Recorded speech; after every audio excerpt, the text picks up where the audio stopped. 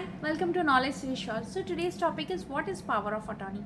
So power of attorney is a legal document which provides the power or authority to the person on behalf of you for doing particular act. For example, if you are residing in in US and you wanted to sell your property in India, so you can simply make a power of attorney and give right to say Mr. A who is residing in India to sign and execute the agreement, sealed it on behalf of you. So power of attorney should be in completely written.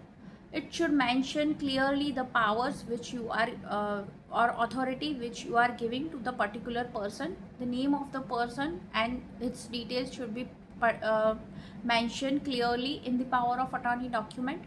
It must be signed by the person who is giving the power, and it should be also signed by the witnesses.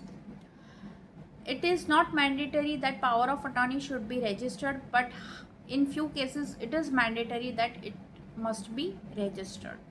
Power of attorney is very important document, so it's although it's useful, it should be carefully used. There are two parties. The person who is giving the power or authority is known as the principal, and second, the person to whom power or authority is given is known as attorney or the agent. It is not mandatory that you can give the power to only your relative.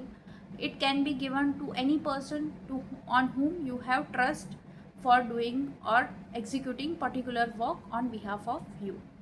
It can be general power of attorney or it can be the special power of attorney. I hope it is helpful. Stay connected for more videos and don't forget to subscribe my channel and click on the bell icon button so that you don't miss any important shorts and videos. Keep watching, stay connected, bye.